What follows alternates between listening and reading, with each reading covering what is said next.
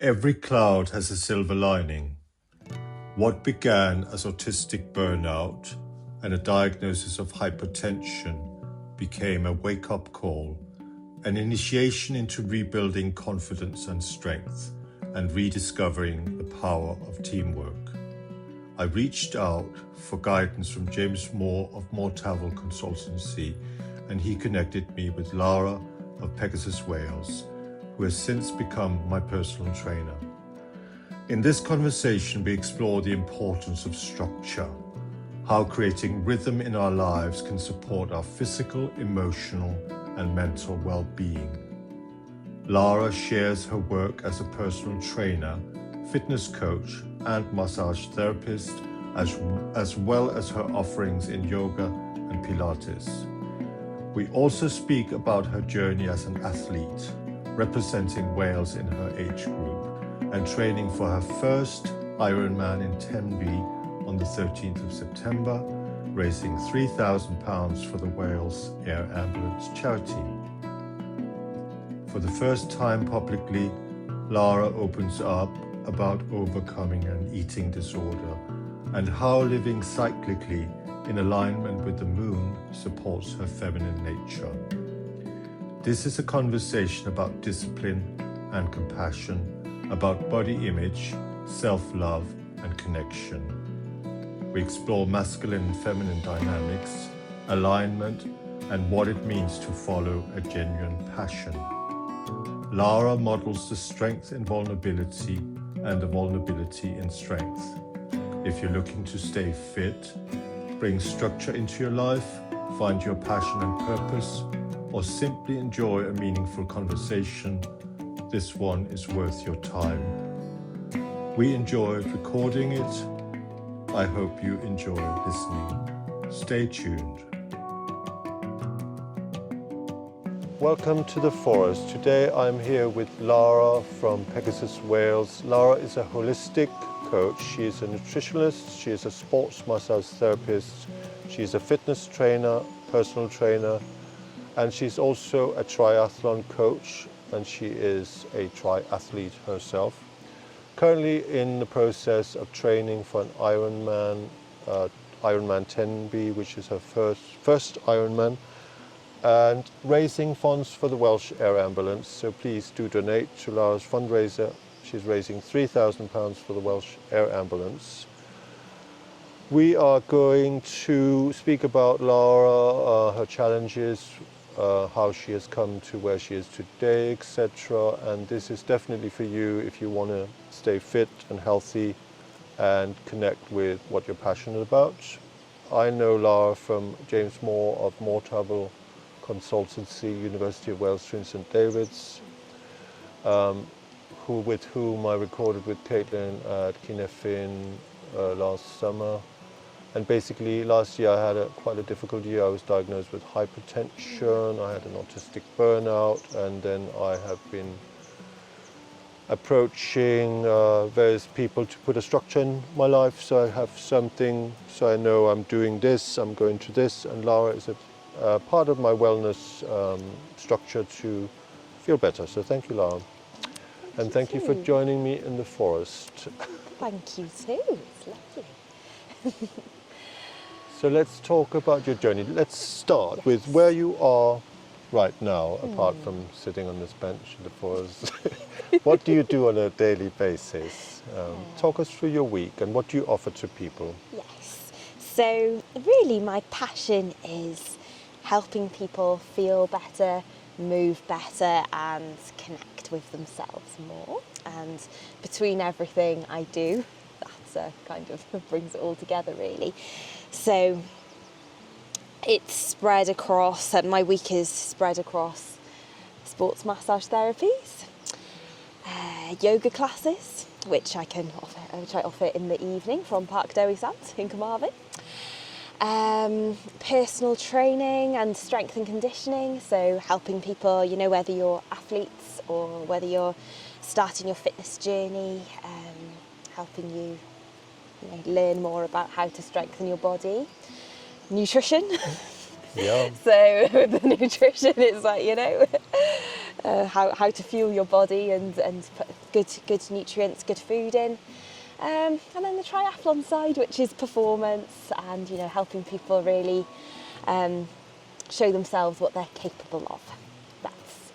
That's a bit of an overview of what I do and how I help people. And the reason it's holistic is because I like to work with the whole person, not just I don't, you know, just see someone as, oh, you need to strengthen your legs. It's okay. What else is there that is involved in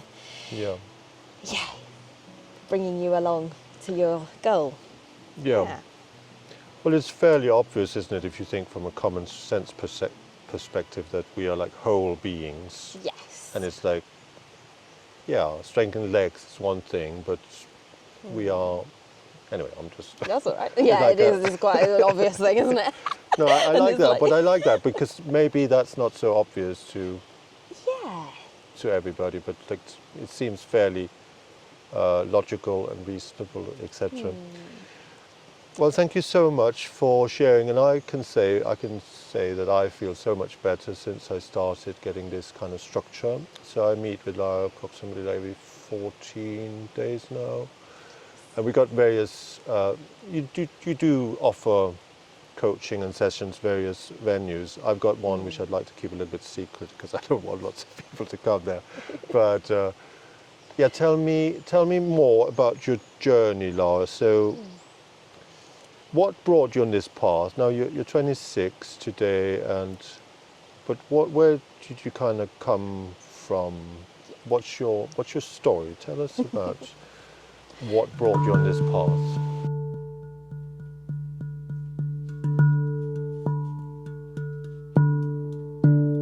So really it started from having a passion for sport and fitness in school, and I developed that by going to college, and then ended up, you know, in a job in fitness, which then eventually turned out to being where I am now, running my own business and being self-employed. So we've had a lot of ups and downs along that journey, and I've really had to sort of figure out what works for me and what doesn't work for me, and also figuring out where, you know, the best way that I can allow my passion to come through in order to help people in the way that I want to. So I started off when I was in school. I was just sports mad, so I'd be in the PE department every lunchtime. Right. Because that was my escape, and because I didn't necessarily connect with people that well, sport was my way into being able to communicate with people and try and figure out what socialising is. Right. Yeah, it's not easy for sure. I mean, it's difficult, isn't it? I mean, you know, I mean. It was a bit alien to me, and it was like a way, an escape then. So I went through school, decided that I didn't want to do my A-levels. I tried them, and they didn't go to plan because I'd just had enough of exams by that point. Right. I went to college instead and did my sports excellence and performance course. That was the name of it. I don't know why it's called that. Right. But we covered. It's probably got something to do with sports excellence and performance, but yeah. And there, you know, I started my journey there really, and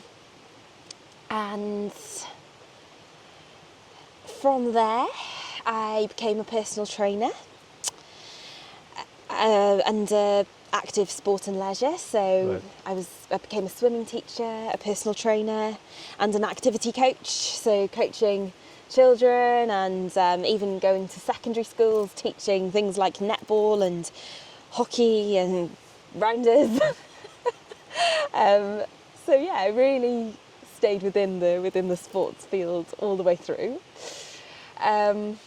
Until then, one day I decided that, you know, I needed to get out of my comfort zone a bit more, and I decided to set up Pegasus Performance, inspired by my horse Peggy.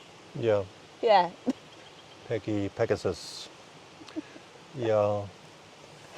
Well, thank you for sharing, Lara. So tell us more about that journey, and tell us about some of the challenges you've had to overcome, and how maybe you tried to fit in one particular way of society, and you've come to your own way. So I think quite early on, I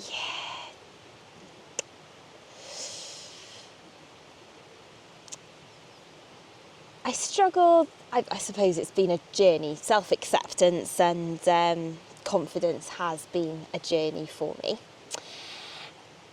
And I think one of the main struggles was, firstly, body acceptance, and really knowing where I was meant to be in the world. I felt a bit lost. I did struggle with an eating disorder.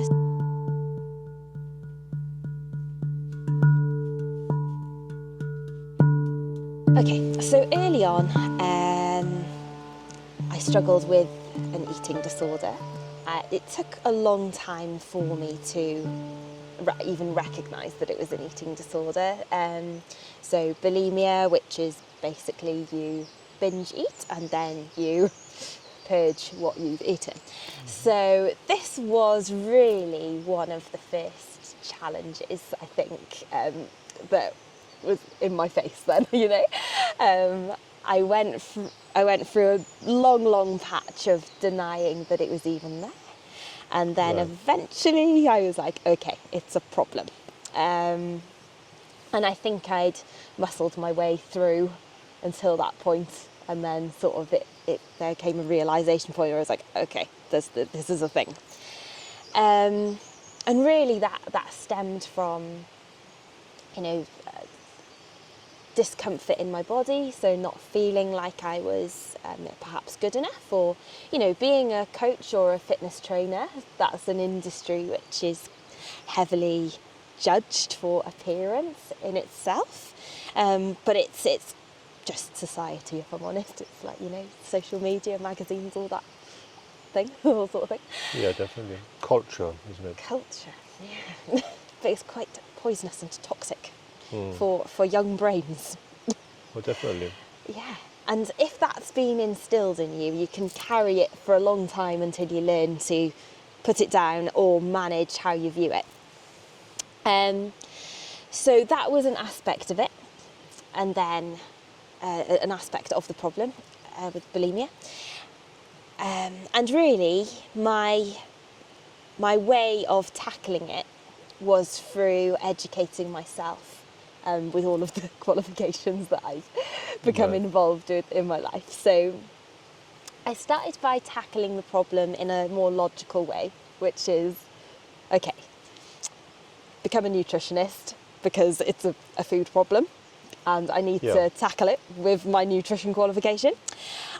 Body discomfort was, okay, be a personal trainer. That way you've got no other option other than to look good, and that almost bullies yourself into being looking enough for the world.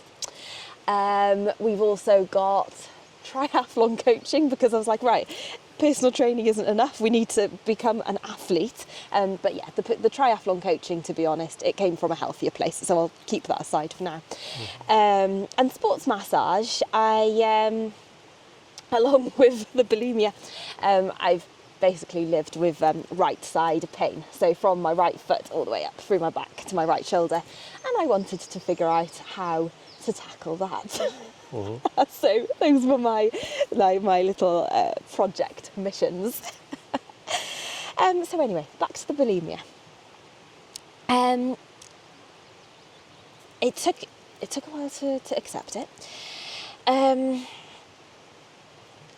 And on that journey, I've learnt that it's less about the food are more about how you talk to yourself, your boundaries, and you know, we're all different, we're all on our own journey, but for me it was more about boundaries, my self-talk, and the element that yoga brings into my business. So the holistic side and connecting with yourself is what the yoga part kind of brings into healing that side of things. That didn't make sense. Doesn't matter. We'll move on. It all makes sense, Lara. Okay. It doesn't have to make sense. Okay. In fact, I quite like it when it stops making sense, like in the Talking Heads kind of song kind of thing.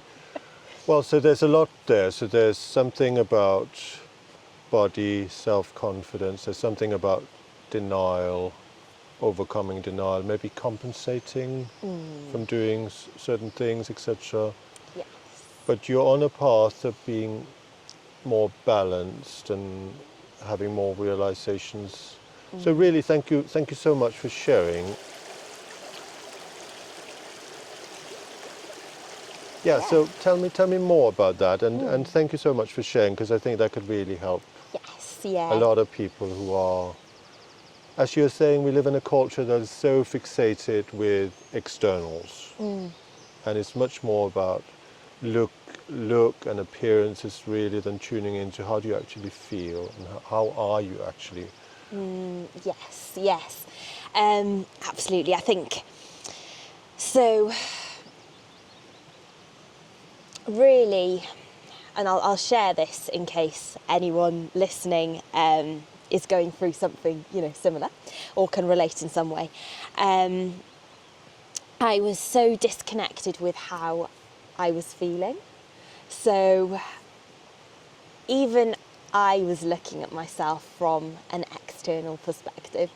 So rather than knowing what I wanted and what I felt, the bulimia was this kind of this wake-up call. I don't hate it. I'm actually very appreciative of it, because it's I think any addiction is a it's obviously an external manifestation of something that's shouting at you to be looked at. So we calm down the addiction by pushing it down and suppressing it and pushing it away, and you know, we'll get pulled into this vortex of spinning chaos, but it's pointing to the exact thing that you're avoiding, and I was really disconnected from my internal feelings. So yoga helped this, to begin bringing my understanding of what I truly felt, and also listening to other people and other ladies, other women, other men who have gone through a similar thing. And this is probably, say, 40, maybe even 15 years worth of a disorder. So I'm speaking from that kind of experience. It can feel really hopeless. It can feel like it's never ending, and almost like there's no way out, which is the part which can get a bit depressing, because you don't you don't understand why you're doing something. And if you were to look at me from the surface, I looked healthy, and I've always been a smiley person, so I looked happy, and you know, I was running a business, so everything looked like it was together. And we have this label of what an addiction looks like, and we think that it's going to look like a messy person, but it doesn't always look that way. Right. So the first thing was realising, okay, just because it doesn't look a mess doesn't mean that there is a mess. It doesn't mean that there's not a mess inside. Right. That was the overcoming the denial part. And then as I moved towards acceptance, that was really where the shift started happening then. So acceptance takes a long time. It's not like you accept it and then it goes away. It probably took about a year to even accept, maybe even 4 years really. And then I think after speaking with people like you, when we did the gene keys and things like that, things like that, they help you identify, maybe the areas that you haven't allowed yourself to feel. So if we're holding back a lot of hurt and a lot of pain, the bulimia is obviously the manifestation of that. Is this making sense? Oh yes, well it doesn't have to make sense, Lara, but it does make sense. It does make sense. Okay. Yeah. So a lot of inner work, and then combining that with the external. So obviously I work very externally with people. I'm not like, a therapist, like a psychotherapist or anything like that. But I've found a way to move and to breathe, and to use, our strength and our nutrition to help us feel good.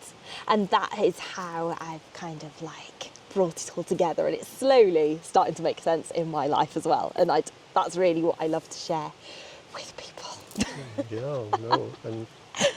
And I think you're doing a very good job. I definitely feel a lot better and healthier from having this structure, and we're doing things together. Quite enjoy your company, and you're very good at affirming other people, meeting them where they're at. And I think, again, from my perspective, what we think obviously affect how we live in the world. So, you may not call yourself a therapist or psychologist, but you have an understanding of the connection between how we're feeling, like how we're thinking about ourselves and how we're acting in the world, etc. And thank you so much for sharing vulnerably about your story. And there's probably lots listening to this that resonates, but tell me more about that kind of overcoming that kind of sense of denial. Is there something like is this like being a functional bulimic kind of, so you're kind of, you it's almost like you integrate that in your life, and it's just and you're still functioning. Yes, yeah. So sometimes it would fluctuate, sometimes it would be just a part of the day, a very frustrating part of the day. And it's like, you're obviously doing the bulimia, and you're thinking to yourself, like, what? You're doing it, but at the same time you've got voices in your head going, what? Like, why? Judging yourself. Honestly, yeah, it's the weirdest place to be, because you think logically you should just be able to stop. Right. I've got control over my body. Why can't I stop? But you can't unless you tackle it in the right way. So coming back to your question, that comes into the denial actually, because you're in two realities almost. You're in where you want to be in your head, and you're where you are, and the frustration of it as well. So it's all of these things in one place. Is there any more on denial? It's just, I suppose, the story that you're trying to tell yourself doesn't match your reality. That's really, it's coming to terms with that. And as I've gone through it, it's been less about tackling it. And like I said earlier, I'm quite appreciative of my disorder, whatever it is. Like that's been, it was. I don't have it anymore, but I'm appreciative of it because I've learned so much from it. And I actually learned to work with it. So when I take on too much and I'm doing things that my body and, my body is saying no to. So somebody asks you, are you free to do this? And you don't want to say yes, but you say yes. That's then something that's been put in the bank for later. And it's this extra stress on your shoulders that you're carrying. And then, something else comes along. Maybe, you're trying to do work or something and somebody's phoning you and somebody's messaging you. And then even if you don't get back to them, you're then carrying the weight of all these things. And what I realised is, okay, I'm just carrying so much unnecessary weight. Things I can do to basically tackle it or work with it is listening to the emotion. So when somebody asks you, can you do this? Okay, you can say no, you know? Yes. And there's also, we discussed this in Gene Keys about timelessness, but getting back to people, we live in a really fast-paced world, and I'm not quite wired for that. So Yeah, sure. being able to go, okay, I'm doing as much as I can do, and I've got back to a certain number of people, and I can leave the rest for later. And actually being able to put that thought away that's been a really good way to calm down my system. And what I realised is when I was in the peak of my bulimia, it was all of those things that were just running in the background, but I wasn't aware of them. Okay. So by bringing awareness to them, as well as the self-talk, and then the inner, maybe the deeper wounding that we all have, some usually, I think, most of the time. I think everybody's got wounding in one way or another, Lara. In the underlayers. By, working with all of that has been the way forward. And I used to listen to people who had overcome eating disorders and addictions, and I used to feel so frustrated because I was like, I almost didn't believe them, and I felt this it was like a really deep discomfort because I almost didn't believe that healing was possible. And I don't even like using the word healing because there's not necessarily anything wrong. It's just that you're so tuned out of your system that you can't even hear what you're experiencing. Yeah. Yeah. Well, I trained in EFT and matrix reading printing, and there's one trainer, and he said all problems were once solutions. Mm-hmm. So it's that kind of where you find a way of coping with reality. Mm-hmm. But thank you so much for sharing, Lara, and I know this is vulnerable, and you've also, I don't think you've spoken about it, like and no. I trust that this will go out and find exactly the right people that needs to hear this. And if you are hearing this and you have a problem, then maybe you can share more about. There is one thing I want to say, that the Minister of Mental Health and Wellbeing, Sarah Murphy, I invited her for a deep dive nature talks, and I appreciate how difficult it is to navigate the world. It was difficult when I grew up. I didn't have social media then, though. But she has shared about eating disorders herself, and she's very passionate about that area of mental health and the connection, etc., etc. So thank you so much for sharing, Lara. It's really inspiring that you are willing to be vulnerable like this and share that it's not all, and also this can give an insight to people, we all have compensating strategies, and we all want to look good, I believe. I can't speak for everybody, but I like to, look like, etc. And but tell me more about that disconnect maybe of what you think you have to be and who you actually are, and what has been your journey. Yeah, I think it's realising like it's a part of you. It's learning to love the whole of you. And when I labelled it as the problem, the addiction, the eating disorder, it's a part of me that I'm going, push away, you're bad, And the best thing about it, and I never thought I'd be thinking of an eating disorder as a blessing, but it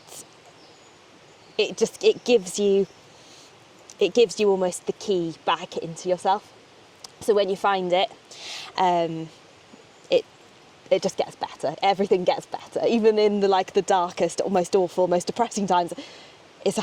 you're not going to listen to this message when you're there, but just know that if you're somewhere in between, it gets better. And yeah, the disconnect is really, it's dropping all of... Okay, here's the way I think of it. You've got to listen to the voice, the energy of the voice. So there will be, that the disconnect will come from somewhere. So you'll have, I'm pretty sure if you get voices in your head, which most of us hear verbs or verbal, or some people get the images of things. So whatever it is, if it's asking you a question, if it's giving you remarks in quite a teacher sort of way, or in a, like a bad teacher, not a good teacher, like a bad teacher kind of way, or it feels like it's hurting you inside, if sometimes, not that I'd speak to anyone in this way, but if the voice in your head is going, you're ugly, why would you want to wear that, or you're not good enough to, those kind of sentences, so questions or like short remarks, you've got to listen to the words that are going through your mind, or the images that are going through your mind.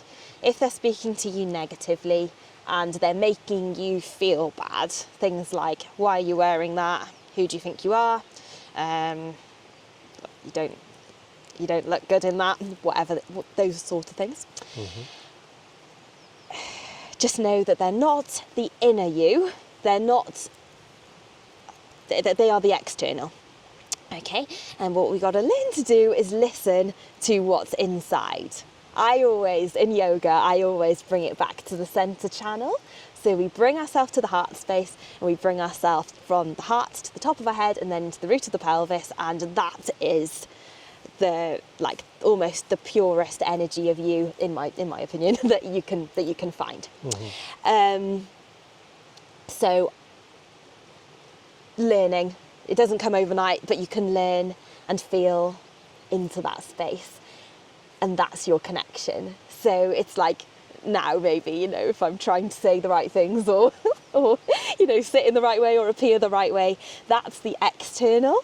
And then if I can ground into what I suppose my soul wants to say, then that's you. It's learning that, that's what connection is.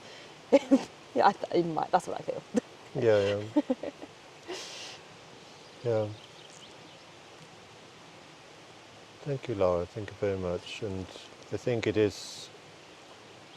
Tell me more about your personal journey then, and also being a woman and coming on this path of what are other kind of ways that you've found that for you to function in the world. Think about feminine, masculine. Yeah. So up until probably last year or the year before, I was living in fight or flight. My routine didn't suit me, and it's like, going through the education system, which I find really stressful, and then the job I was in, I loved it, but it stressed me out as well. And maybe not the job, but the way I was functioning in the job, it really stressed me out. So I've come from forcing things, so I've been quite connected to my masculine energy for most of my life, and I've made things happen. I've burnt myself out and decided this is happening, and I'm going to expend all of my energy on the tasks for the external world. I was fitness instructor. I had 8 jobs at one point, which was intense. You've been holding a lot. Yeah, and I've always driven a lot. I've always been going from location to location. But I was driving a lot then, a lot. A lot more than you are now. Even more. So, well done, Lara. Well done. You kept it all together. Yes. But the downside of that was I'd just crash. So I'd go through the week, I'd crash on the weekend, I'd have really bad bulimic episode because I didn't know where I was. My body was just so tired. And the other thing was working with the time of day. You know, I love my mornings, but I don't like to be out first thing in the morning, trying to function mentally. I like to be in my body a little bit more. So by running my own business, it didn't all start off that way. It didn't all of a sudden, all of those things just vanished. I had to learn how to get to find a schedule that suited me, really. And it is more feminine. It is more, I'm not saying that femininity is just relaxation and, you know, everything's floaty and calm, but it did give me more time to work more intuitively, take on work that aligns with me, you know, not just, oh yes, I can do everything for everyone. And it helped to regulate my menstrual cycle, my period as well. So rather now, I used to sort of work in the months of the calendar, and now I go by moon cycle because it just suits my body. I just function and navigate the world so much better by following like this natural system that I don't know who created it. Maybe God of the universe created, and here we are. Yeah, that's the cosmic question. Yeah. Are we created? But that's quite a very deep philosophical question. I personally believe I came out of my mother's womb. Did you? I know that. There was a. Tell me more about that, Lara. This is, I think this is fascinating, and this is also something. Yeah. So without going too much into the gene keys, so you are like a mentor, role model, and you overcoming some of these challenging and find something, and this can help other people. So tell me more about like kind of where you come from and more of these.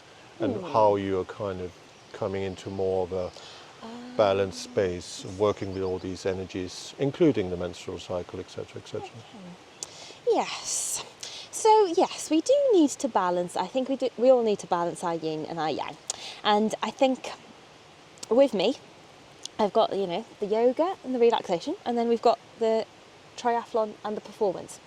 So it's combining those. Now with triathlon, I think it's given me a really healthy way to channel my energy into something. So self-improvement, you know, you're pushing yourself and you're listening to, well, you know, I don't like comparing myself against other people. I just like listening to, you know, oh, this is what I did last time, and now how can I be better for next time? Can I run that faster? Can I improve my swimming technique? Stuff like that, physical challenges really. And then the yoga and the relaxation and, you know, dancing and moving and maybe all of that sort of things. The holistic side of things is sometimes seen as a little bit, you know, if you're a female and you're doing yoga, that automatically puts you into a box of, oh, she's you know, she's away with the fairies, and I don't know, there's almost an image or a connection attached to it, which is not, you wouldn't associate that person with also being able to push themselves to their limits.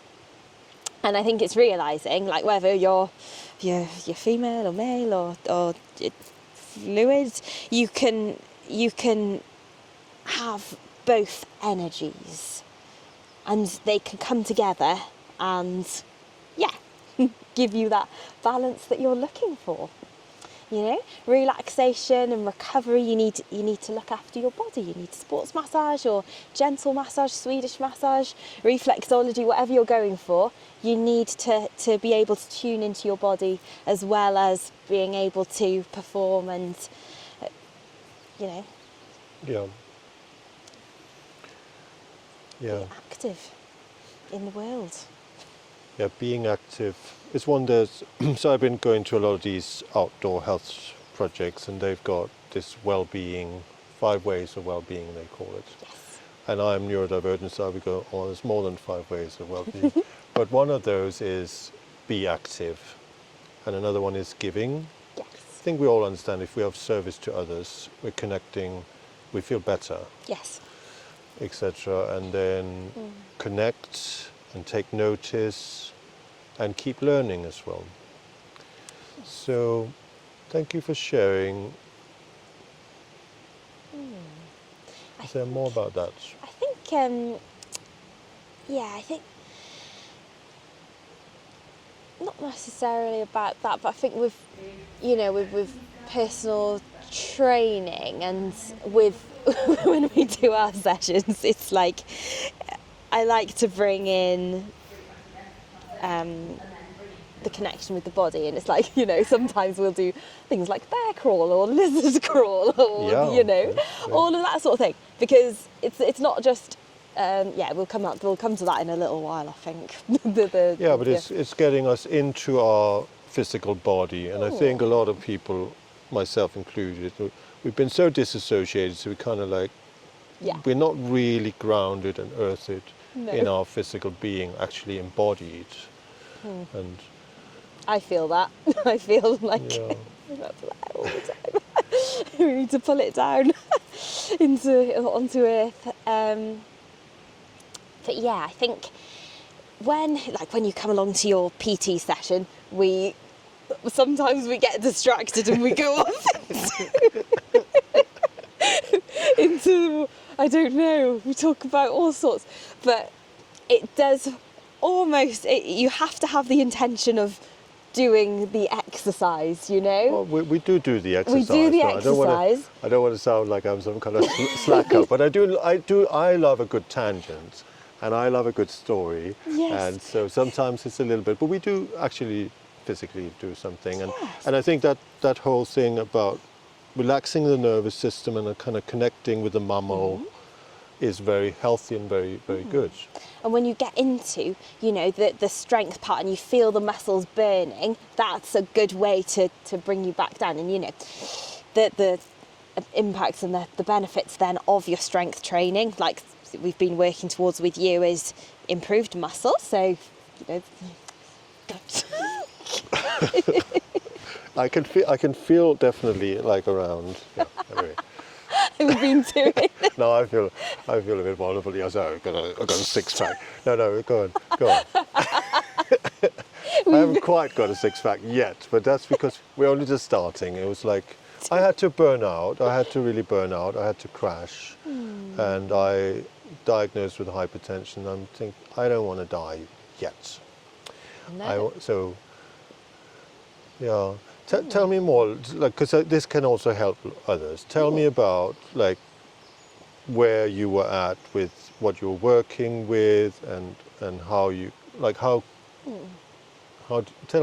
me about your burnout, and tell me about your crash, and kind of what were you actually doing, and because the past is important. At the peak of my burnout, it looked like I had. It did look like I had everything together. It did. And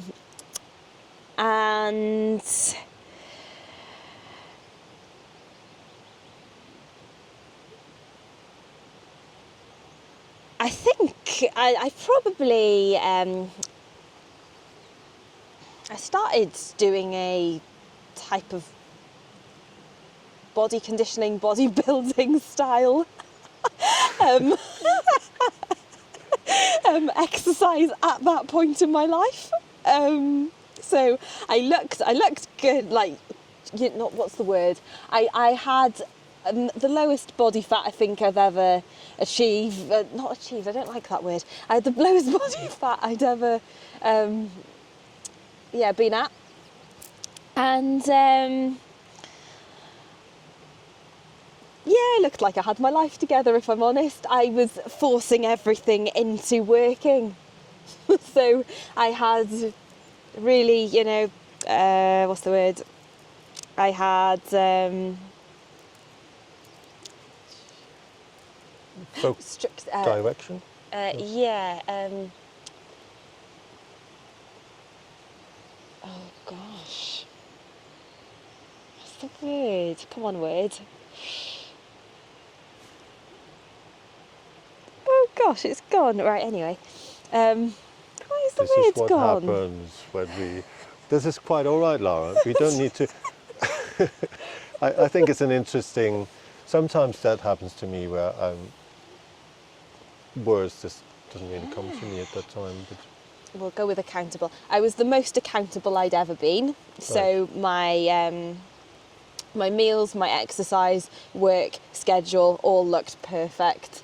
And I think I was probably dashing here, there and everywhere to help people. And I felt like I was doing good. I was kind of banking on the fact that I was helping people and being there for everyone to know that I was doing good. Until, the crash then was booking my yoga teacher training in Bali. Because my brain just went, oh my God, I can't do this anymore. It was in COVID actually. So I could have got stuck in Bali because the plane stopped. I was like, oh no, what a shame. And then, that was, I think, crash number one. The Bali was amazing and I learnt a lot while I was out there. But yeah, that's when I really shifted into this new, going from all go into, okay, what's going on in my body. Crash number two was while I was running Pegasus Performance, and that was more to do with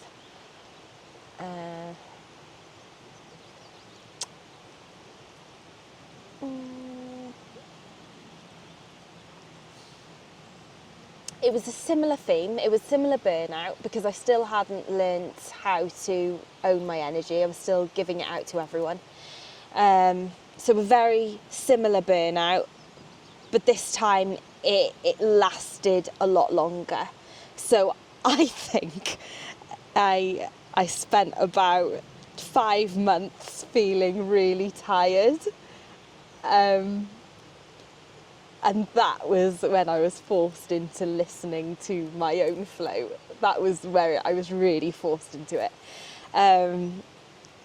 Because I thought that you could recover from a burnout by maybe a week's holiday or 2 weeks, but this really affected me. I had really bad back pain, so the pain just intensified. But it was the energy levels. I felt like I wanted to sleep all the time. And it got to a point where I thought, is this something to do with my health or my iron levels or something like that? But it wasn't. It was just the fact that I was recovering from so many years of whatever that was, the chaos. We'll call it the chaos. Recovering from the chaos. Recovering from the chaos. And knowing that that's okay. I felt really guilty about it. I felt really ashamed of myself. And I almost felt a bit pathetic at the time because I'd always relied on action to be able to drive me forward. And it was like, okay, I kind of have the tool, but I can't really use it because I feel so tired all the time. Right. So yeah, that was my adventure through burnout. Yeah. How was yours? Is that similar for you? Well, mine is a little bit so basically I just find navigating the world and everybody's got this kind of consensus, and this is so really, for me, it's really not being able to mask and pretend or fit in anymore. And I just want to say what I want to say when I want to say it, trusting that I'm with people who will understand where I'm coming from. And then I had quite a negative experience of somebody that really is a professional kind of. I have learned a lot about the law of the UK as a consequence, but it cost me a lot of, and so it's about discernment and being selective and finding our like fractal family and those people. It takes so much energy to try to pretend. It takes so much energy to kind of keep it all together. It takes a lot of energy, time and money to attempt to appear successful, isn't it? Yes. Because you have to buy the right things, you have to wear the right clothes, you have to, all that sort of stuff. Yeah. I mean, yeah, so basically, I just can't do it anymore. I don't want to do it anymore. So I want to be with people where we can kind of let our hair hang down and like, you know, not. And so I got I got Caitlin. I value Caitlin very much. I got Faye. I got support in my life, and I've got my outdoor health group where we kind of basically in those areas it's okay not to be okay. Yes. And we create these structures where we come together and we all share vulnerably about where we're at. And then we also, so for me, like what I need to do for my life is like I need something to get out of bed every day. And the podcast is part of that. And then having trainings with you, that's part of the structure. I need routines. I'm on the spectrum of autism, so for me it's not boring to do the same. Like I'm also neurodivergent, so it's ADHD, so that's quite confusing because the autistic part of me wants everything to be very rigid and very kind of same thing, and then the ADHD, let's fly to the moon. Let's do something. Let's do something exciting. Yeah, let's do something we've never done before, like this kind of thing. So it's a bit of mix and match. What you call zigzag, yin and yang, kind of zigzag. So like coming to a more balanced point of it. So like, So I'm not where you are, Lara. I do resonate with a lot of that though, and I think trying hard all the time, trying to sometimes be normal is the most exhausting job on the planet. And to anybody listening out there, don't do it, because normal even, it's a myth, isn't it? It's a total myth. Like the Dr. Gabor Mate, he says the myth of normal. Yeah. You think about, anyway, go on. It's true though. And I think it's even running a business, it's like, I'm self-employed, it's just me. Luckily don't have a team. That would be far too much at the moment. You don't have a team yet, but I have a feeling I have a feeling you might develop one. Yes. Go on anyway. And try just being who I am has been the best thing for my business. I've tried to force it for so many years and tried to be, like you say, be a podcaster or I got to wear the clothes to be a podcaster or be a whatever it is. Or for me, a personal trainer and look like a personal trainer, talk like a personal trainer and move like a personal trainer. Walk like a person. It's almost like a song. I walk like a personal trainer. Yeah. I act like so to act like so to look the part, but actually one thing is to look the part and appear the part, and that is something that sometimes we all put on our fitness clothes, don't we? Put on our thing and we go out, and that's something that's also there. Like this is what I wear when I feel good like this. But actually being yourself, because your business very much evolves about you. Yes.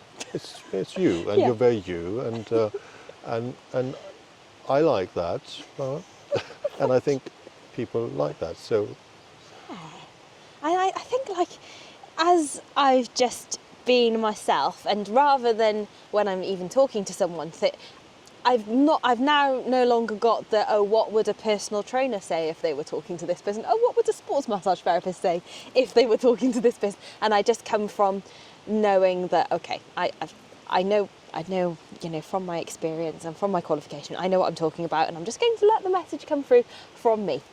And it sounds so simple, but I think a lot of us are blocked off from just allowing that to happen.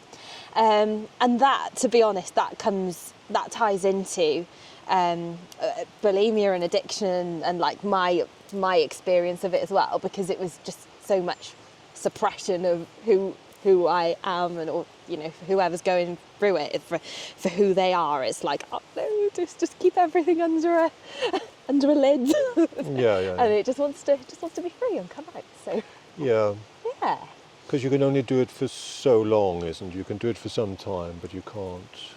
Yeah. And I think that's an interesting point. Let's talk about that, how you coach with people, because what people are holding, Yes. and like what you yourself have been holding, and tell us about your coaching and what's the way you go about it? Yeah, I like to know why you want to achieve a goal. So I know everyone comes to you like, I want to lose weight, I want to gain muscle, I want to get fitter, or whatever. And not whatever, they're all very valid and very good reasons, maybe health reasons, you know. But why? And even if you say, oh, it's for my health, it's like, okay, but then why? And like, bring me further into it. Yeah. Understanding the why. And that is really, that's really, really important. And that often holds something deeper, and it's really what will fuel your journey. So for a lot of the ladies I coach, not all of them, for a lot of them, you know, it's more a case of being uncomfortable and happy with their body, and it's like, okay, and we can say it, but when you actually have a conversation and you're able to feel it, and you can come into contact with the emotion you're holding inside, that kind of starts the route. So we start there. And from there, we get more into the structure and the practical. So we don't spend the whole programme focusing on, the wound or whatever you're carrying. It's, okay, this is why, and we can revisit it along the programme, but this is the why. So from there, we start off with maybe an initial session, depending on what why you're working with me, whether it's triathlon or strength and conditioning, personal training, nutrition. We start with an initial session and just kind of get to know, your body, get to know your lifestyle, because we've all got different lifestyles, different commitments, and we need to build a structure around what you're realistically able to do. So we put that in place first, and really the first 2 or 3 weeks is learning the movements. Maybe you haven't done fitness before, or maybe, even getting mind-muscle connection, like knowing how to get your muscles to switch on, which is a long process. And then, I check in with you. So I will have maybe weekly but we catch up as often as you need to see how things are going, tackle any problems you run into along the way, and because it's holistic. I know I talk about this quite generally, but I do bring everything into it, and because everyone's got such an individual journey, I do find it quite difficult to say exactly what I do. Yes, of course, yeah. Because, some people need nutritional support, other people don't. And some people like to include aspects of yoga in maybe a personal training plan. And some people think, oh, why would I want to do that? That's completely irrelevant to me. Right, and I work with everyone very individually. Yeah. Yeah. Person-centered kind of coaching. Yes.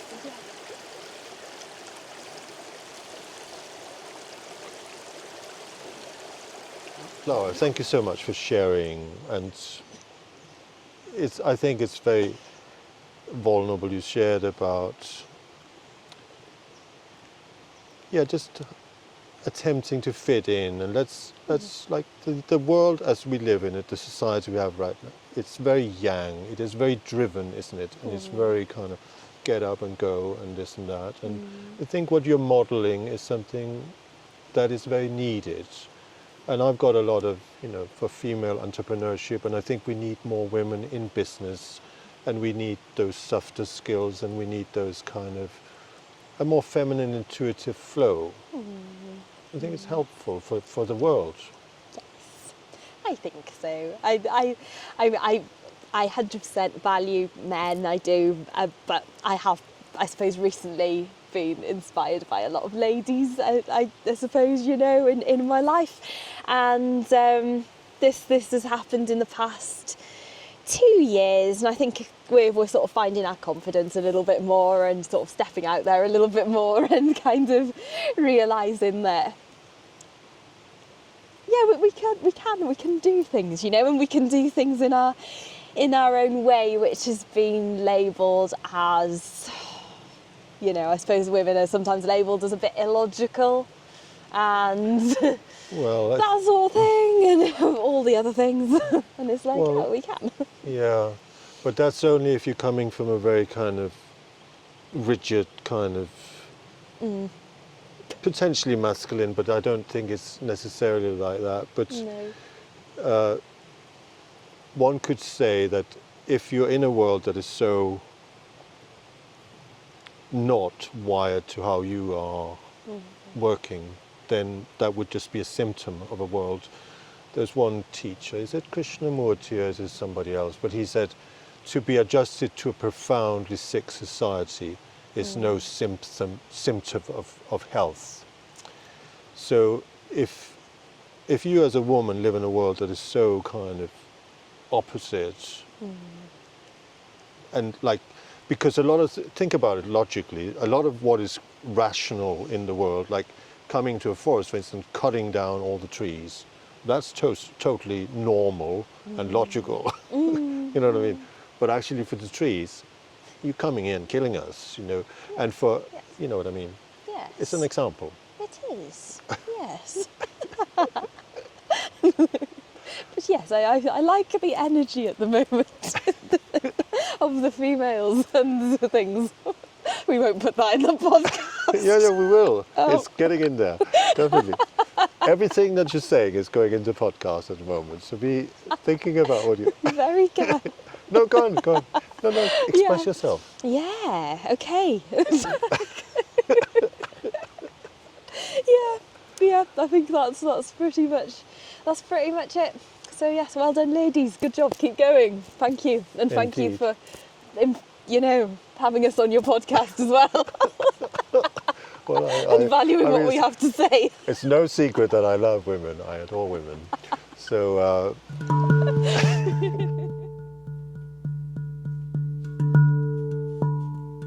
Let's talk about your Ironman challenge, and let's talk about the Welsh Air Ambulance, and your fundraising, and why have you chosen the Welsh Air Ambulance and your Ironman challenge? Tell me, for somebody like me, I don't really know.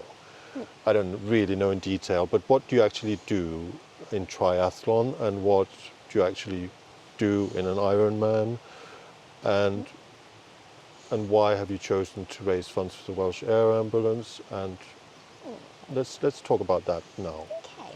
Well, I chose the Wales Air Ambulance because I'm quite an adventurous person, and I like to do what some people think is silly things, like walking up Pen y Fan for 24 hours. We're doing that. Yeah. Yeah, up and down Pen y Fan, not just up. Anyway. Up and down and up and down and up and down and up and down for 24 hours. Some people think I'm bonkers, but I just think I'm... Yeah, go on now. So, they're a charitable organisation, and when you are stuck in a rural location on a mountain or somewhere really random, then they're probably your only hope of being rescued and taken to hospital if you need, if you need vital care. So, yeah, and I see them a lot, and there's been a few instances around me recently where they have been needed, and I've seen them in action. I know I've met people who actually worked for them. they're an excellent organisation and good, great. They're doing good work. They're doing good work. No, they are, and they're charity, etc. And and tell us more about the Ironman and Yes. So. And tell us what do you actually do in an Ironman and triathlon. Yeah. Yes. So educate me because I am, I don't know very much about. Okay. So triathlon is swimming, cycling, and running.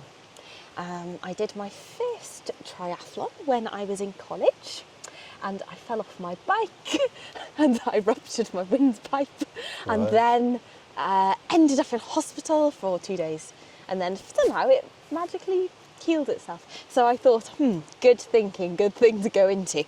And from probably about 2018, I've been doing triathlons. And this year, I qualified to represent Wales in my age group 2 years ago. And I thought, right then, what's the next challenge? So the triathlons that I've been doing are shorter ones, maybe say a 1.5 kilometres in the water, so swimming, about 40 kilometres of cycling, and then a 10-kilometre run. But the Ironman is a 2.4 mile swim, 180 kilometres on the bike, and then a marathon to finish. So it's a lot longer. Wow. And it will be a challenge. So it'll be fun. I'm feeling both energized and exhausted. Yeah. So yeah, training. I'll be doing about 10. I'll probably be doing about 12 to 15 hours of training per week. So that will be split between strength and conditioning, which is increasing the body's mobility and making sure that I'm moving in rotation and doing my plyometric work in order to balance the repetitive action of the swimming and the cycling and the running. So we've got the strength and conditioning. We'll have maybe a higher intensity session, so maybe a VO2 max or a threshold to get the lungs working. So that'll be my shorter session but more intense. I'll also be doing longer sessions which are lower intensity but say for maybe anywhere between 2 and 6 hours, whether you're running or on the bike. And yes, swimming as well, so my lesser preferred of the three, but swimming too. Right. Yeah, that's how my week's split. Yeah. So please do donate to Lara's fundraising campaign for the Welsh Air Ambulance. She is so passionate about it, and you do offer a lot of fun activities to people as well. We've got a few more fundraising events coming up across the year, and I'll post all of those on my social media. So yes. Yeah. How can people find you if they want to work with you, etc.? You can visit my Instagram, which is pegasusperformance.wales, or give me an email, pegasus.wales@gmail.com. And yes, I shall get back to you. Just message the account or give it a follow, see what you think. Definitely do follow Lara because she's quite funny. She's fun and funny, and she's offering a lot of really good, inspiring, very kind of. Your social media is very you. Is it? That's one thing that I admire and aspire, because I can be a bit like I'm very. So, tell me about being visible and kind of. Okay. And Yeah, it's very vulnerable. Being visible when you first. I think social media it's almost like a new world that we've had to get used to, and posting a video, it might seem like, oh, you're self-employed or you're a content creator, whatever you are. I don't consider myself a content creator, but you put something together and you go to post it and you think, oh my God. If the closer it is to who you are, the more vulnerable it is, and the more you're going to go, oh God, I don't want to post, I don't want to press send on this. But if you believe in the message that you've put out there in the video... Do you think that's the Welsh Air Ambulance? Oh, No, thank no. you. Can Anyway. we see it? It's over there. The Wales Air Ambulance has arrived. So please do donate to the Welsh Air Ambulance because they're out doing good work. They are. No. Yeah, go on, Lara. I'm sorry. I Sorry. shouldn't interject. Yeah, being vulnerable, being visible on social and in general, in life, showing up. Yes. And the closer it is to the message that I suppose your soul, or whatever you want to call it, the closer it is to that, the more vulnerable it's going to be.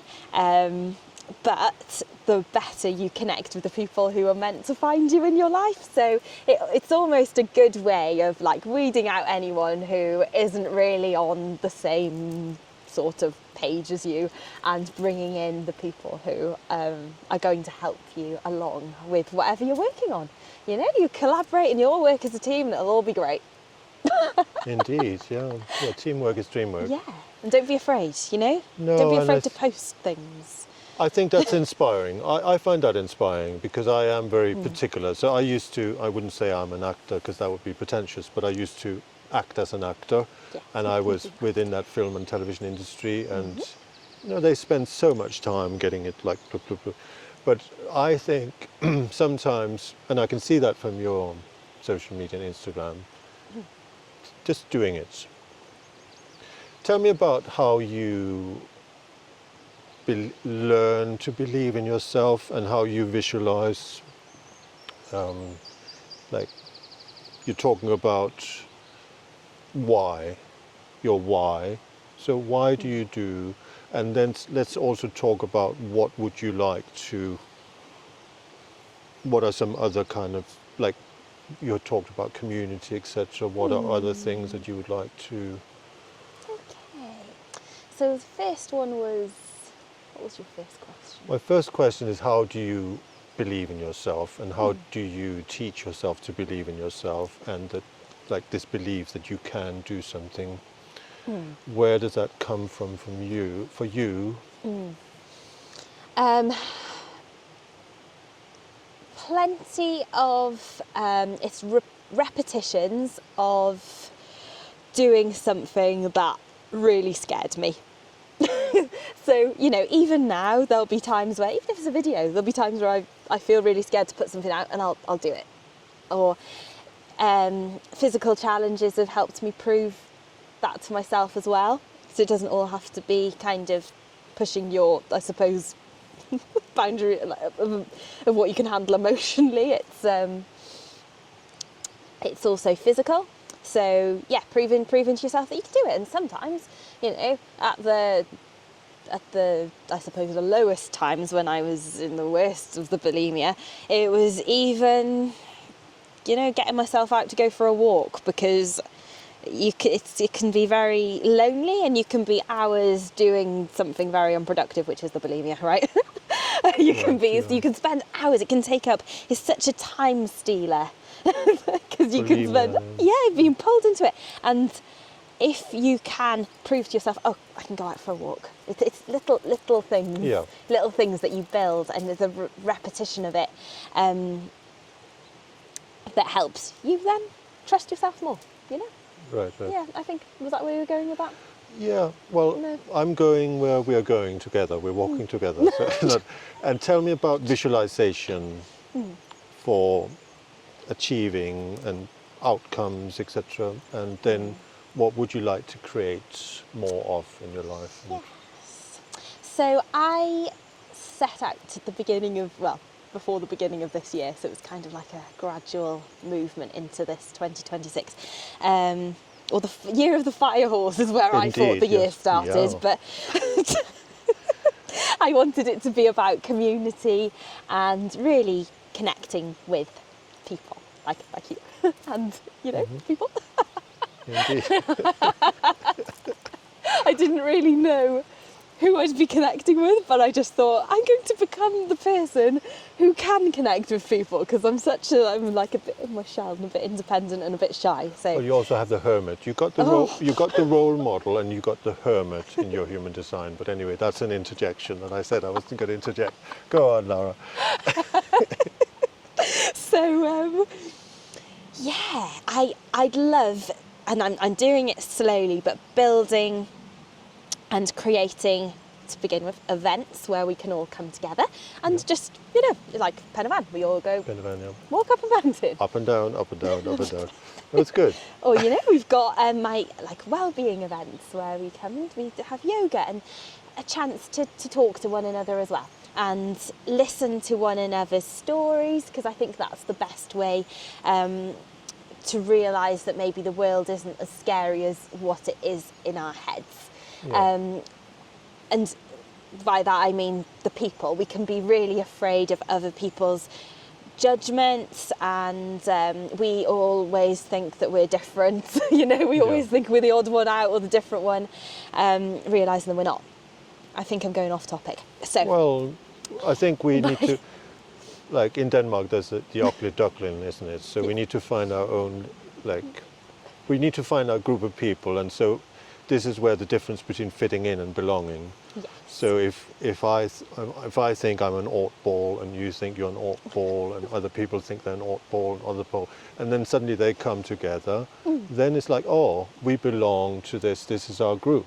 We are the one that maybe other people think we're the weird ones, but actually we are the ones we have come to be with other people. So yeah, finding your group. Yes, finding our group. And eventually, I'd really love to, create this. Actually, I won't talk about that yet. I'll keep that for the future mystery. But basically, it's going to be good. This is the intrigue. We're not going to talk about it yet. Secret. Go on. It'll all come together one day, though. No. Talk about your dreams. What would you like to create? So there'll one location where people can, come together and have this holistic, they can choose from a range of holistic, whether it's therapies or a place to take part in the energy of their day. Sometimes we're having a restful day, sometimes we're having a more of a performance-led day, and it's a location that will balance both. Right. With all of the things that I do. So it'll be a holistic centre. And the main part about it is creating a space where we can move. Let's not say that. No. It's a place where we can be. A place where we can be. That's it. Okay, the answer to that question is creating a space where we can be.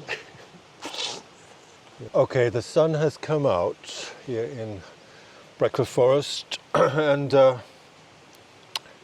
Lars, let's talk a little bit about your life with animals and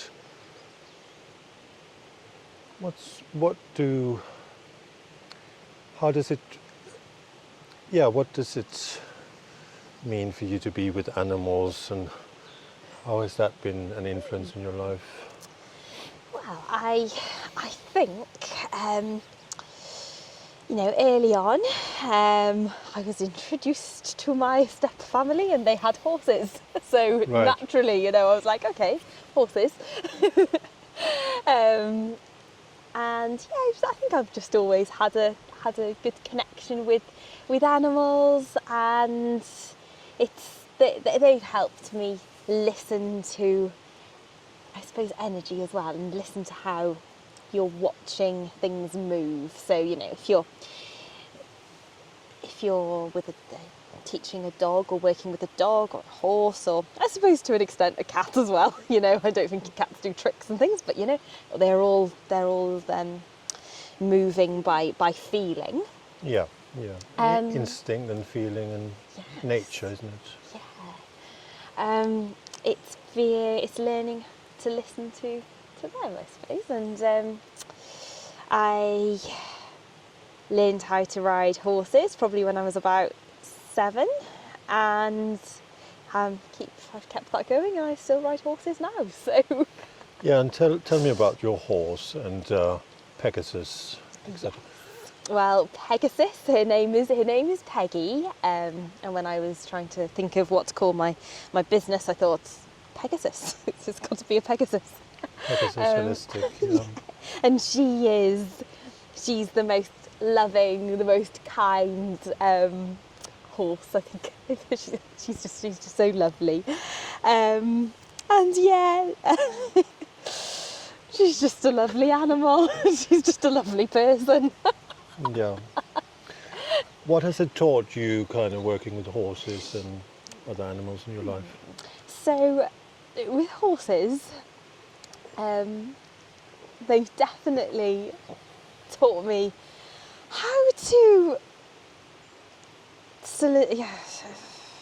There's an element of boundaries, and then there's an element of having to be able to control my emotions so that their behaviour is regulated. So when you're around horses, when you're working with horses, if you feel stressed and you want them to do something and you're getting frustrated by the fact that they're not doing what you want, then they'll pick up on that, and yeah, they can be quite stubborn sometimes. They can just be, no, I'm not doing what you're asking me to do.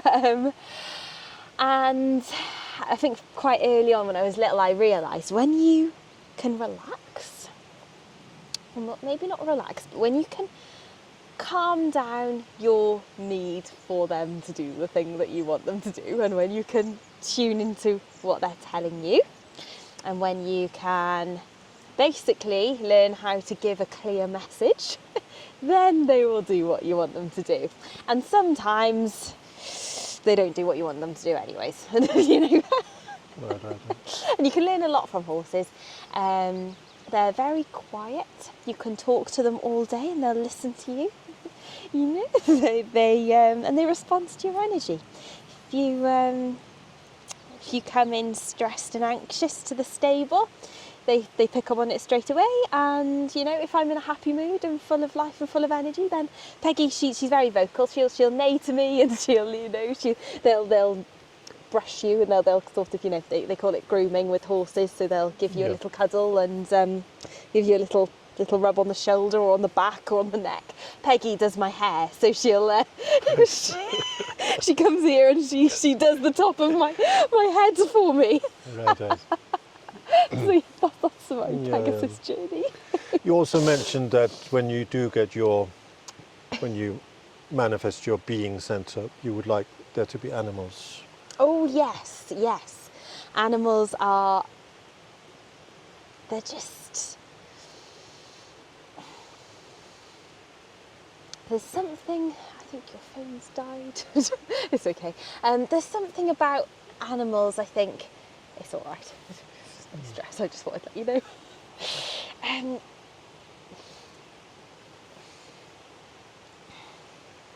Yeah.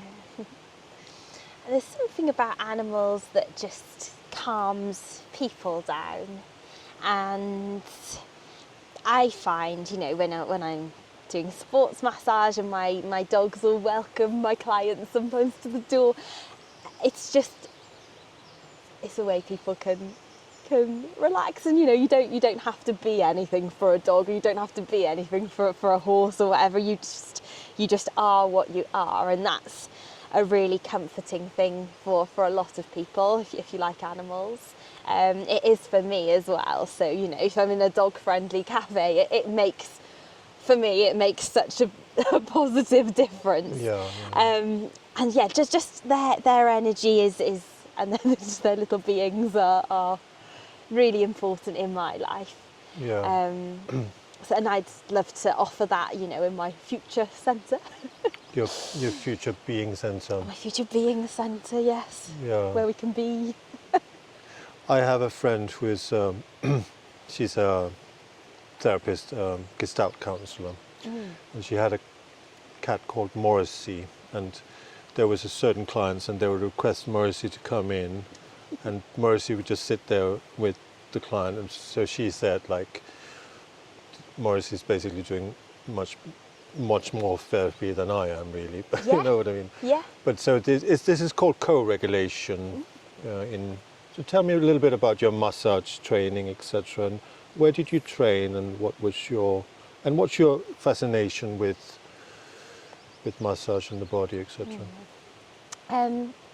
So after completing my sports course, I realised, okay, I've learned a lot about the body, but there's still pain in my body that I haven't resolved, and the answers that I found from my sports course is still not sufficient to get to the root of the problem.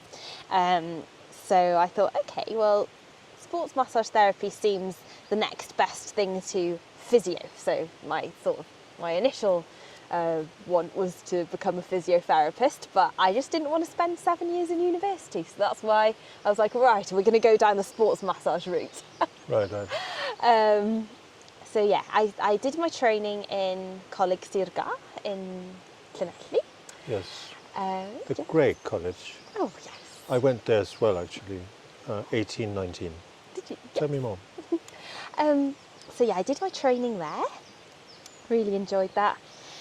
And then from there, Who was your teachers now?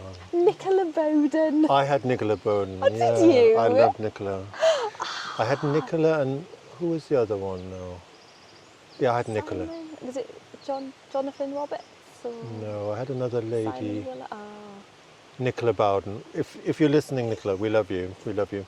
She's in Swansea now. Oh, is she? Do you ever go to her? No, I haven't been. No, she's. Yeah. Anyway. She was so good. Yeah, So- we love you, Nicola, very much. She got me through that training because you talked about your thing with education, right? So there is that quote from Einstein: "School failed me. I wanted to learn what I wanted to learn, but the schools, they wanted me to learn for the exam." So, but anyway, Nicola, she got me through this. I'm talking about myself, Lara. You're all right. You're all right. Basically, I was like, it was a bit of a clash of cultures and worlds, because at that time I was doing my kind of acting career, and I wanted to do this in the film and television industry, you see, and like this and that. So I was a bit like very flamboyant. That time I did a Bowie tribute and all this other stuff. But anyway, we had but she basically got me through, because I was supposed to do the foot thing, reflexology, and aromatherapy, and body massage. And I had absolutely no interest in reflexology, not that I had some interest, but it's not like, and I didn't have any interest in the aromatherapy, but I was so passionate about the body massage. So then she got me like, there was the first time they ever did that, I think, said, oh, he can just do the body massage, because I was very passionate about that. Then I was super good at it, because I got a lot of people I was working with it, and I got through all the practical things first. But for me, ticking all the boxes, being neurodivergent, so because like, if you can't give me a good reason to do it, don't expect me to waste my time to tick some box, this arbitrary kind of box. So anyway, Yes. thank you for listening I'm to me, and similar. then tell me about your training and kind of. Yes. Thank you for listening to, indulging me in telling my story about, Nicola, we do love you, and you got me through that course. I'm just speaking to Nicola now. I mean, it's amazing, because it's just, there's a lot of boxes to tick, and you have to do all that, and I was just like, I have no interest in ticking boxes. I'm here to learn something. And I would get clients, and I'd do like, anyway, no, I'm just, so I had a friend in Birmingham, for instance. I would drive like 200 miles for a round trip to do one case study, right? So I'm thinking, they're going to see this commitment, so they're not going to ask me to tick some silly box about something, Yes. But I still had to tick all the boxes. But that was because Nicola and other people, Sean, he was my support teacher. Anyway, thank you very much. The stage is yours. Sorry, I took over. So yes, after I finished my course, then you go off and you're on your own then. So I've been doing sports massage now for about 8 years, I believe. Right? It's been a long time, quite a long time. It is Maybe a long it's not time. a long time. Maybe whatever it is that's the time. Compared to the age of the universe, maybe it's not a long time, but it does not a seem long to time. quite a long time, really. Yeah. 8 years, and so you've been consistent. Yeah. And you just learn, you learn. I'm constantly learning, and you learn as you go, and you see patterns. I love recognising patterns. Yeah, that's one of your... And yeah, it helps me. I get a regular sports massage myself, and yeah, it's it's just a way for athletes, especially because they're putting their body through a lot of strain and they practically need the sports massage, and then for maybe people who are sat over a desk like this all day, they need the tension release. Yeah. So it's a way, and it's quite a rare thing really in this society, like physical touch. I'm a bit of a hermit, as you said, and sometimes it's you don't necessarily get human touch very much, and it's like sometimes a bit of a nervous system regulation. You can have a chat about whatever you want. Yeah. And it's very intriguing. But I was interested in it because of the right side pain. It has definitely been a big part of resolving it. But I work holistically, and it's been a mixture of sports massage, like the remedy for this pain that I was having through all of my life, really, up until recently. was the sports massage, strength and conditioning, so making sure that the body is mechanically moving correctly, and which I wasn't expecting when I first started this journey, but the emotional side, so being able to release some of the weight that emotional weight that you're carrying, and your fascia, your tissues, it's all holding it. Releasing all of that then has also been the key to pain-freeness. Yeah, it's all, we hold a lot. Tell to the camera, tell where you're working, what you're offering, how much you're charging, etc. I offer a range of treatments. So we've got cupping therapy, a sports massage, a deep tissue massage, and I work from Pontiacs or Carmarthen, so that location. I do some mobile sessions, and I also do I do some mobile treatments, but mainly it'll be a visit to my space, and then there's a variety of How much I've got a price list. I've got a price list. It tends to be anywhere between 30 to is it £90? I need to check. Anywhere between 30 to £90, depending on the duration of treatment you want and the type of treatment you want as well. Do you work with athletes? Like, who do you work with, and what's your kind of speciality, so to speak? I think deep tissue massage, and I work with athletes. I work with people who are just feeling tense and tight in their body. Sports massage isn't just for athletes; it's for for everyone. If you want to give it a go, it's more of an intense massage. I'm not going to say it's all going to feel amazing. I do offer Swedish massage, but sports massage in particular is not necessarily relaxing. You get into it, do you? Yes. Is it no pain, no gain with you, Lara? Sadly. But I do work intuitively, and some people don't actually need that much pressure for things to release. Right. So, that's who I work with.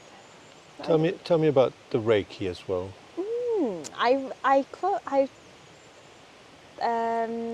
did my Reiki course 2 years ago now. I don't use it as often as sports massage, but I use it now and again. I don't have as many clients for Reiki treatments, right. But that is an amazing what do you call it, therapy? yeah, and I'm very responsive to it. It depends how responsive you are to it, like yes. I suppose there's a little bit of energy if you really don't believe in that sort of stuff. Yeah. You know, it's, I remember going to a festival, for instance, and I was a massage therapist. There was, and somebody was offering this thing with no hands on, and this woman just said, like, I would just be bored, you know. Yeah. You know. But yeah, tell me, yeah, what is it for you? It's well, this might sound a bit out there, but it reminds me that there's more to our existence than the physical world, because you know, as I'm treating someone, I can feel things. I don't know whether they can feel it or not, but I can feel the chakras. It works really nicely with yoga and breath. Again, everyone's different. I can't say I've done treatments that feel exactly the same, but they're you know, we all get, there's quite consistently you get stuck patterns. Okay, so although no one's the same, we all can get a similar stuck pattern in the body, and it's like working through that. And it's just amazing to know that you can work through something without even needing to touch someone. You know, Definitely, you just relax there, and you're having work done. The channeling of universal energy, and it is very interesting. It really is. I trained in up to second level. I never got the final initiation. But it is really quite interesting. Thank you, Lara, for appearing on this podcast today in the forest with me. And yeah, I mean, I can say, yeah, so let me give my personal testimonial for Lara. So basically, I had a very difficult year last year, 2025. It was very good in the beginning, and then something happened which was very negative, and I had an autistic burnout. And I kind of crashed, and then I was diagnosed with hypertension. I think I had 190 over 70 or something like that. So anyway, as I'm thinking, if I end up with a stroke, it's not going to be very good for me or for the world. And I don't know if you know, but we live in Wales, and in Wales, we've got something incredible in Wales, and it's called the Wellbeing of Future Generations Act. So the law actually says that all public bodies, we have to work according to the principles of prevention, collaboration, involvement, integration on a long-term basis.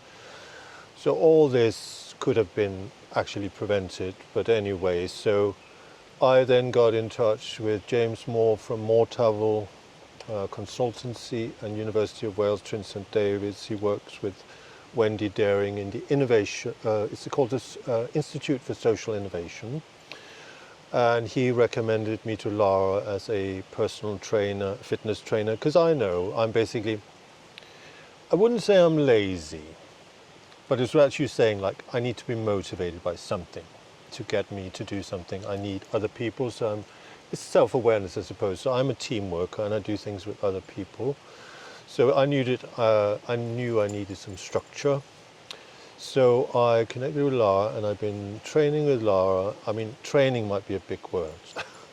We were training. We are actually training. Yeah. Well, I'm just enjoying. We've got the dog. All right. So yeah. So I'm totally training with Lara. Yeah. She's basically totally my personal trainer, and it's really amazing, and I feel a lot better. So I'll say to people out there, if you want to work with Lara, she is available. You can find her on Instagram and through her, what is it again, Lara? How do you find, what's your Pegasus Holistic? Pegasusperformance.wales on Instagram, or Pegasus Holistics and Performance on Facebook. Yeah. And Lara is very good. And if you're listening to this and you're struggling in certain areas, reach out and ask, you know, and because we all need help. We can't do it on our own, and we have not come into the world. We don't exist in isolation. Actually, everything is connected to everything else. So I do enjoy it. So one thing I would like to do, this is one thing that I've been thinking about, Lara. So I've been thinking, when you speak about this, and this, we're also talking to Sarah Murphy now, you know, Minister of Mental Health and Wellbeing. Sarah, this is Lara, this is Sarah. So I would like to introduce you to, because, so what I thought we could do, because I've been working, anyway, okay, this is going on a little bit of a train of thought, but I've been working forever with this, it's called Kindling Humanity Stories of Growth, and we want to involve Caitlin Longdon, Lucy Rose Davis, Gus Hewlett and other filmmakers, and document the Pembrokeshire Outdoor Health Project with the most incredible people, and then also the Cynefin Green Health Hub, where James works and other people work, offering nature-based facilitation. I think it would be so amazing if we were to apply for some funding from like Arts Grounds Council or something like that, where we basically, like if people are really struggling and they're lethargic and sitting on, because I did that, Lara. I downloaded from Couch to 5K, and then I turned off the notification, and I haven't even looked at the app later. So I need somebody to get out there. So I thought it would be amazing if we applied for some funding, and then people who are struggling in these areas, they could then, and also with self-body image and confidence, they could come and they could do training. We all get together and we do lots of training. Oh, that'd be lovely. And then people were documenting their stories and journaling, and then, but also then having like a photo shoot, or where people are like just being proud and happy who they are, in all shapes and sizes. So I think that's, we should work towards that. We could work towards that, and we could also invite Sarah Murphy to have conversations about this, and that could be something that we could do, you know, where we kind of like, because we want to, I think we all want to look good. Yeah. But if we could both feel good and look good, it would be amazing. So I can say for sure for myself that I know, I think like a lot of people, I know that I need to move to feel healthy and happy. However, I got a little bit of a disconnect, and I do have a mobile phone addiction kind of, and sometimes I spend too much time sitting and thinking about things or watching things on YouTube, or maybe like, it can be a productive waste of time at times. But like, so having somebody like Lara and getting out and doing something, and wouldn't it be amazing if we did this like in a group thing and then had a photo shoot? I mean, it's so much fun. That sounds like an excellent idea. Yeah. And hopefully a welcoming place, like, you know, make everyone feel. And also doing something in nature, movement in nature, because I think that's the connection thing that I know that sitting in this beautiful spot, and think about this lady, Anne-Maria Sharp. So she's been resting here in her favourite place and remembered by those who sit and rest. So she sponsored this bench. It's amazing.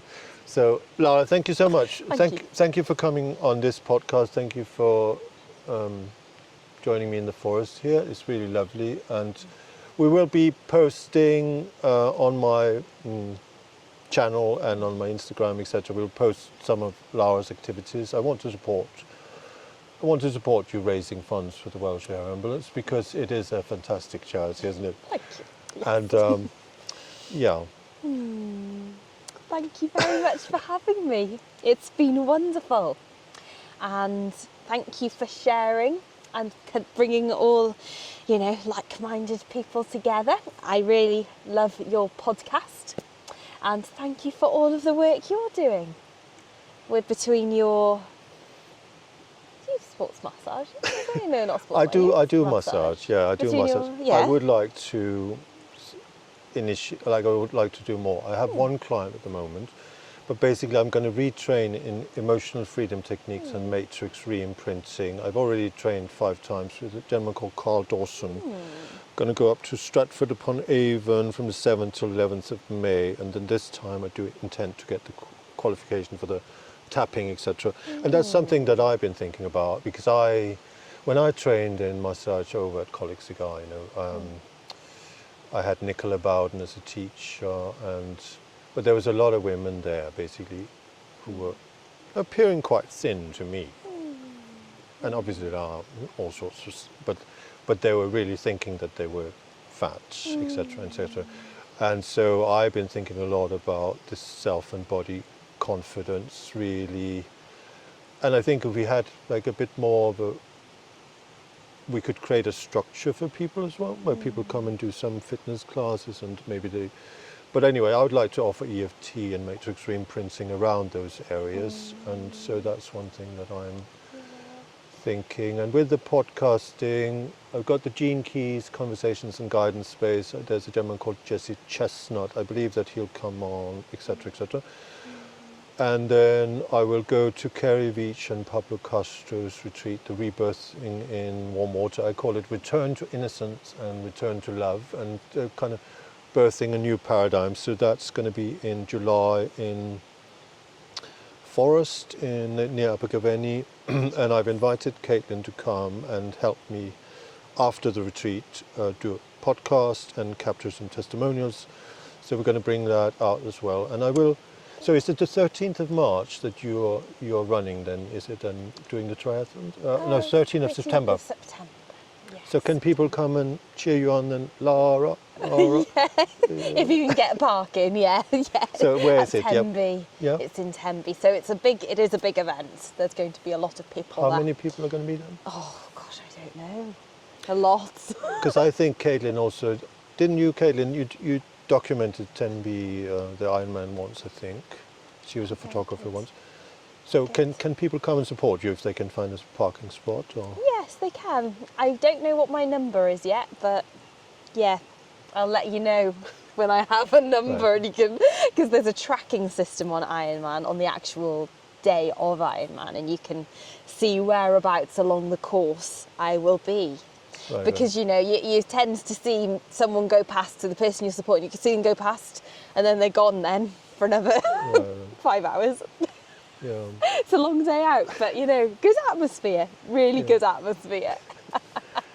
Yeah. But yeah, so I mean, your gene key readings, I can say from the one you did with me was excellent. So yes, thank you for everything that you're doing.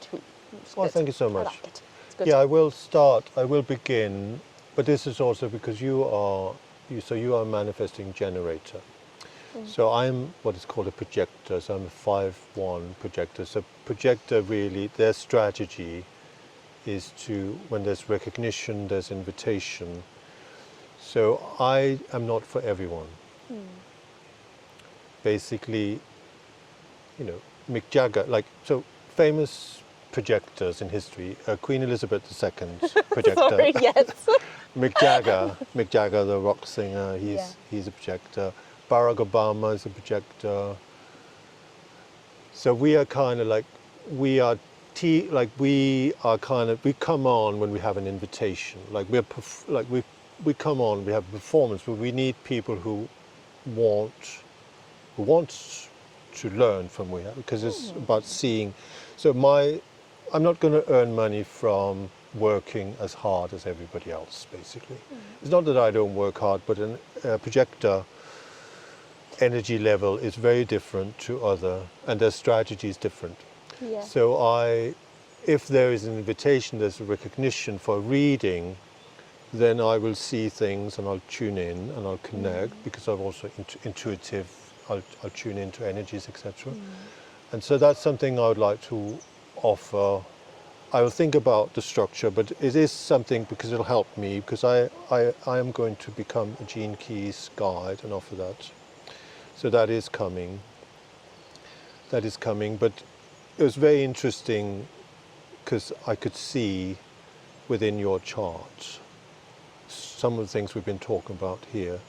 It's very much in your Gene Keys chart, isn't it? Well, it is. It is. So yeah.